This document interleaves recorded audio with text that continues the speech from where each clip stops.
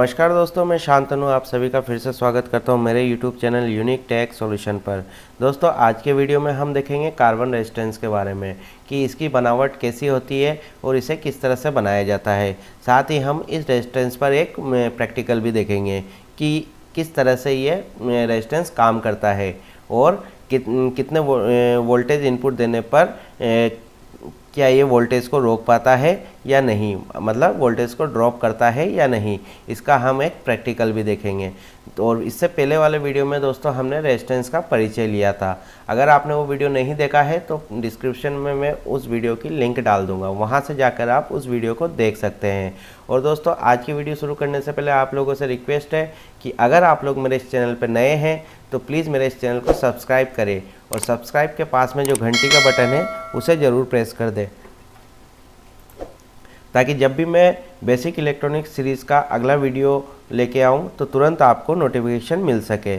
तो चलिए चलते हैं वीडियो की ओर। Carbon resistance. तो कार्बन क्या होता है दोस्तों? कार्बन एक सेमीकंडक्टर मटेरियल होता है। इससे पहले वाले वीडियो में मैंने आपको मटेरियल के बारे में पढ़ाया था, जिसमें आपको बताया था कि मटेरियल 3 प्रकार का होता है। एक तो होता है कंडक्टर मटेरियल, एक होता है इंसुलेटर मटेरियल, एक होता है सेमीकंडक्टर मटेरियल।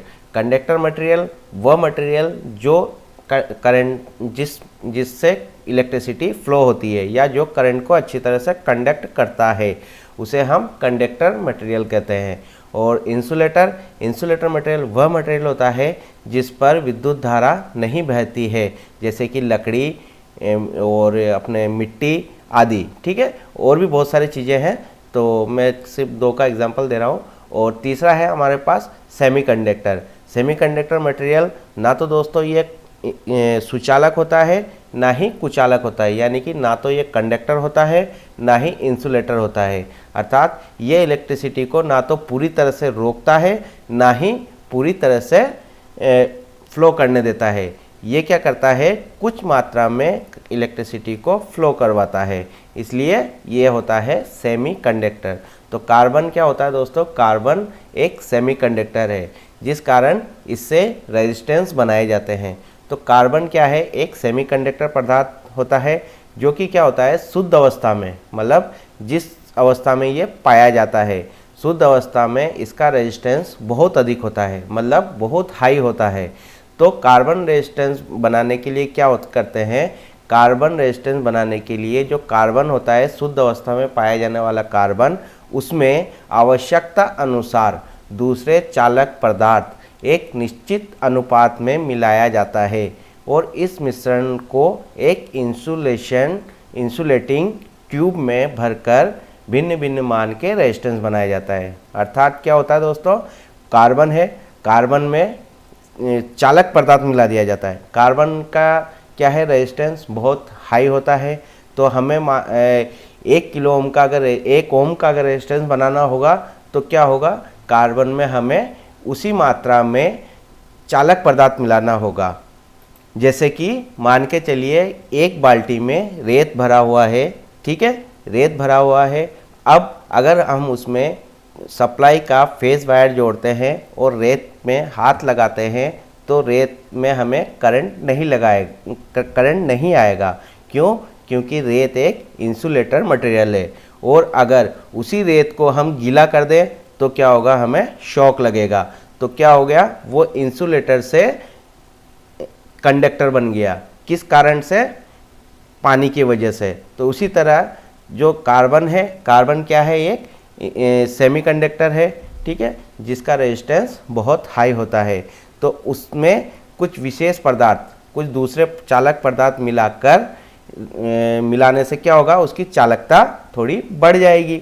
तो इस तरह से एक निश्चित अनुपात में चालक पदार्थ मिलाकर अलग अलग मान के रेजिस्टेंस बनाया जाता है, जिसे क्या करते हैं? एक इंसुलेशन ट्यूब में भर दिया जाता है। मतलब एक ट्यूब की तरह होता है जो कि एक क्या कहते हैं उसको? सेरेमिक ट्यूब होता है दोस्तों। सेरेमिक ट्यूब में कार्बन और जो धातु का मिश्रण बनाया था उस मिला के उसको सेरेमिक ट्यूब में भर दिया जाता है और दोनों तरफ से 2 टर्मिनल निकाल दिए जाते हैं। इस तरह से कार्बन रेजिस्टेंस का निर्माण होता है। कार्बन रेजिस्टेंस दोस्तों अलग अलग वाट के होते हैं, वाट मतलब पावर के होते हैं। ये दोस्तों 1.1/8 वाट से लेकर 2 वाट तक के अवेलेबल होते हैं। ठीक है, अब जितना ज़्यादा वाट का रेजिस्टेंस होगा, रेजिस्टेंस की मोटाई भी उतनी ज़्यादा होगी। तो हम रेजिस्टेंस को देख के बता सकते हैं कि ये कितने वाट का रेजिस्टेंस है। और दोस्तों कार्बन रेजिस्टेंस में कुछ कलर्स भी होते हैं, जिन कलर को हम देख के पता लगा सकते हैं कि ये रेजिस्टेंस कितने मान का है, कितने ओम का है या कितने किलो ओम का है। तो जब हम रेजिस्टेंस की कलर कोडिंग पढ़ेंगे तो उसमें आपको इसके बारे में पता चलेगा। तो कार्बन रेजिस्टेंस दोस्तों दिखता कैसा है, देखते हैं। देखिए दोस्तों, कार्बन रेजिस्टेंस इस तरह से दिखता है। ये क्या होता है, जो वाइट वाला हिस्सा है दिख रहा है आपको, वाइट वाइट, एक मिनट,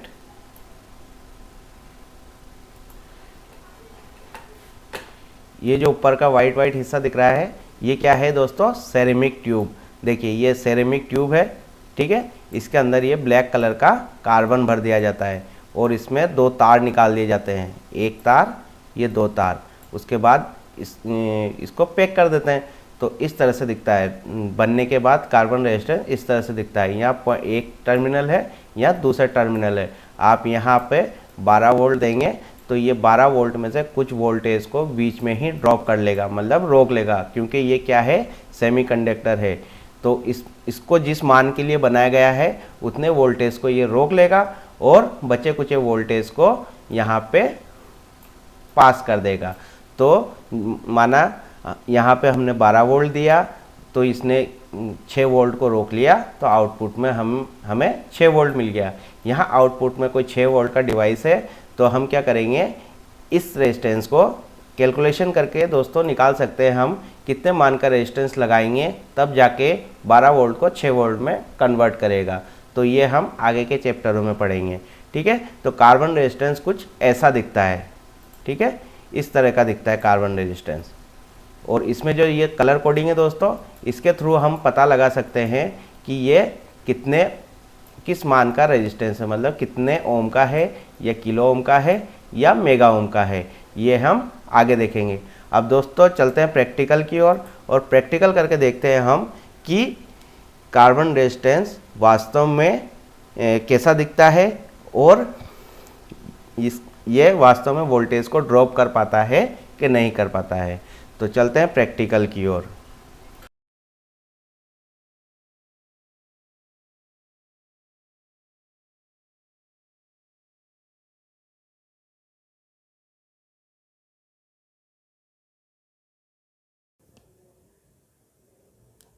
तो दोस्तों आगे हम हमारे प्रैक्टिकल टेबल पे, यानी कि वर्क टेबल पे, तो देखते हैं दोस्तों कि रेजिस्टेंस फिजिकली कैसा दिखता है और ये क्या ये काम करता है कि नहीं करता है। तो दोस्तों मैंने यहाँ पे इस प्रैक्टिकल के लिए एक पावर सप्लाई सोर्स लिया है, एक मल्टीमीटर लिया है दोस्तों, ठीक है, और कुछ रेजिस्टेंस लिए हैं और कुछ एलईडी लाइट्स लिए हैं। ये देखिए दोस्तों, एलईडी लाइट लिए हैं। ठीक है, अब देखिए मैं बताता हूँ आपको कार्बन रेजिस्टेंस वास्तव में दिखता कैसा है। ये देखिए, ये होता है दोस्तों कार्बन रेजिस्टेंस। ठीक है, आकार में बहुत छोटा होता है, लेकिन ये वोल्टेज को अच्छी तरह से रोक पाता है। जो छोटे कम करंट खपत वाले जो डिवाइसेस हैं, तो उनको कम वेरिएबल वोल्टेज देने के लिए बहुत अच्छा रहता है ये। ठीक है, तो ये होता है दोस्तों कार्बन रेजिस्टेंस। दोस्तों ये है कार्बन रेजिस्टेंस, मेरे पास कुछ और है, और दोस्तों ये अलग कलर में भी आता है। ये देखिए, ये इस कलर में भी आता है। और इसके ऊपर जो दोस्तों जो ये कलर का जो कलर बैंड बने हुए हैं दोस्तों, इससे आप पता लगा सकते हैं कि ये रेजिस्टेंस कितने ओम का है, ठीक है, या किलो ओम का है या मेगा ओम का है। और दूसरा तरीका दोस्तों आप मल्टीमीटर में भी देख सकते हो। तो मैं मल्टीमीटर को ऑन कर देता हूँ। तो अभी देख रहे हैं दोस्तों, मैं यहाँ कितने वोल्ट सप्लाई का यूज़ कर रहा हूँ इस प्रैक्टिकल के लिए। मैं यहाँ पे अपने मल्टीमीटर के दोनों प्रोब को लगा देता हूँ। तो देखिए दोस्तों, हमें यहाँ कितने वोल्टेज मिल रहे हैं, 11 वोल्टेज। ठीक है, अब हम एक सर्किट बनाते हैं। ठीक है, 12 वोल्ट की सप्लाई का लिया है मैंने, लमसम 12 वोल्ट। अब हम एक सर्किट बनाते हैं। तो दोस्तों सर्किट बिल्कुल सिंपल सा है, जैसा कि हमने वीडियो में देखा होगा, दिखाया था आपको, वैसा कि वैसा ही एक सिंपल सा सर्किट बनाया ताकि आपको पता चले। दोस्तों यहाँ पे हम सप्लाई डालेंगे, ठीक है, यहाँ पे हम सप्लाई लगाएंगे। ये हमारा, इस पे आप स्विच भी लगा सकते हैं, लेकिन मैं यहाँ पे रेजिस्टेंस का उपयोग करेंगे। और ये है दोस्तों हमारा लोड साइड, यहाँ पे हम एलईडी को लगाएंगे। तो सबसे पहले क्या करते हैं दोस्तों, हम इसमें सप्लाई जोड़ देते हैं, प्लस में प्लस जोड़ देते हैं और माइनस में माइनस जोड़ देते हैं, ठीक है। अब दोस्तों मैं इसमें एक एलईडी को जोड़ देता हूँ।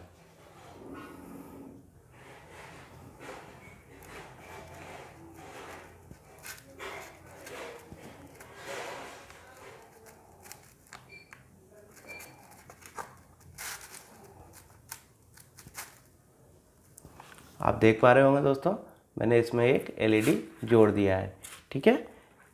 अभी ये जल नहीं रहा है, ठीक है। मैंने इस एलईडी को यहाँ जोड़ दिया है। मैं थोड़ा सा इधर सरका देता हूँ। ये देखिए दोस्तों, अभी मैंने इसके बीच में कोई रेजिस्टेंस नहीं लगाया है, लेकिन अभी भी ये एलईडी ग्लो नहीं कर रहा है। क्यों? क्योंकि अभी हमारा सर्किट यहाँ से ओपन है भाई। जो फेज़ है यहाँ जाके यहाँ अटका हुआ है और न्यूट्रल इधर से होता हुआ इस एलईडी के थ्रू होता हुआ यहाँ अटका हुआ है।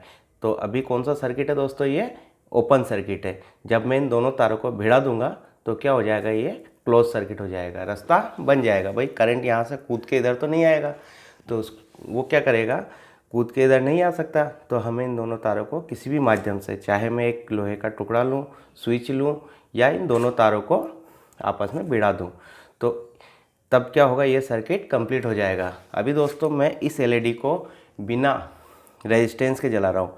अभी आपको एक दिखा देता हूँ। यहाँ पे दोस्तों सप्लाई कितनी है अपने पास, ये देखिए।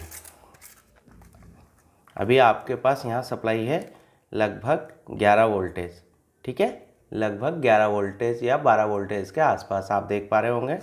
इस पे मल्टीमीटर पे लगभग 11 या 12 वोल्टेज के आसपास है। और ये जो एलईडी है दोस्तों, ये जो लाइट है, ये 3 वोल्ट पे काम करता है। और रेजिस्टेंस का उपयोग किस लिए करते हैं हम? वोल्टेज को ड्रॉप करने के लिए, ठीक है। अगर हम इसको डायरेक्ट बढ़ाएंगे तो क्या होगा, ये एलईडी जल जाएगा, ख़राब हो जाएगा, क्योंकि ये बना है 3 वोल्ट पर काम करने के लिए।